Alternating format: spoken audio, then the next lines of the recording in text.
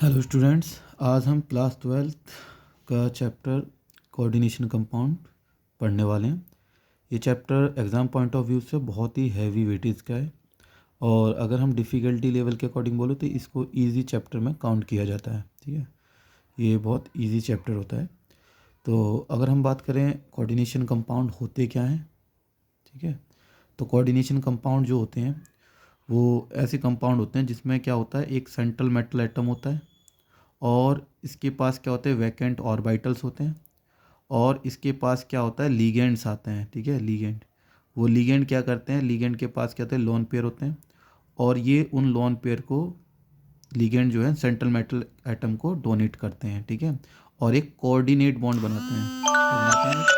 Coordinate bond बनाते हैं। एक कोऑर्डिनेट कोऑर्डिनेट बॉन्ड का फॉर्मेशन करते हैं और क्योंकि इन कंपाउंड के अंदर कोऑर्डिनेट बॉन्ड प्रेजेंट होता है इसलिए इनको कोऑर्डिनेशन कंपाउंड कहते हैं। इनका एक और नाम भी होता है, इनको हम कॉम्प्लेक्सेस भी कहते हैं। इनको हम क्या भी बोलते हैं, कॉम्प्लेक्सेस भी कहते हैं। ठीक है, तो ये बात हमें याद रखनी है। अब हम बात करते हैं, सपोज करो इसमें जो सेंट्रल मेटल एटम को होता है, सपोज करो किसी में सेंट्रल मेटल एटम वो है, वो Fe है। ठीक है, central metal atom generally metal ही होते हैं और इसके जो इसको जो डोनेट करने वाले जो एटम होते हैं, ठीक है, या ग्रुप ऑफ एटम होते हैं, उनको लीगेंड्स बोलते हैं। सपोज करो NH3 है, ठीक है, तो ये लीगेंड होते हैं। ठीक है, अब क्या हो सकता है, इनके ऊपर चार्ज जो है ये इस वाले पार्ट को हम क्या बोलते हैं, कोऑर्डिनेशन कंपाउंड या कॉम्प्लेक्स बोलते हैं। इसको क्या बोलते हैं, कॉम्प्लेक्स।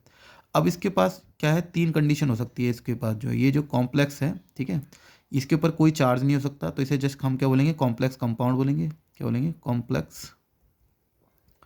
कंपाउंड इसको बोला जाएगा। लेकिन इसके ऊपर क्या हो सकता है, सपोज करो चार्ज है, ठीक है, सपोज करो इसके ऊपर कोई चार्ज है, ठीक है, सपोज करो इसके ऊपर कोई चार्ज है, +2 सपोज चार्ज है। ठीक है, तो अब इसे हम बोलेंगे कॉम्प्लेक्स आयन, या पॉजिटिव चार्ज हो चाहे इस पर निगेटिव चार्ज हो, दोनों ही केसेस में इसको बोला जाएगा कॉम्प्लेक्स आयन। फिर इसको क्या बोलते हैं, इनको हम बोलते हैं कॉम्प्लेक्स आयन, इनको बोला जाता है। ठीक है, पॉजिटिव है तो कटायनिक कॉम्प्लेक्स बोलते हैं और निगेटिव है तो अनायनिक कॉम्प्लेक्स बोलते हैं, और न्यूट्रल है, कोई चार्ज नहीं है, तो इसे न्यूट्रल कॉम्प्लेक्स कहते हैं। तो ये हो गया न्यूट्रल कॉम्प्लेक्स क्योंकि इस पर कोई चार्ज नहीं है।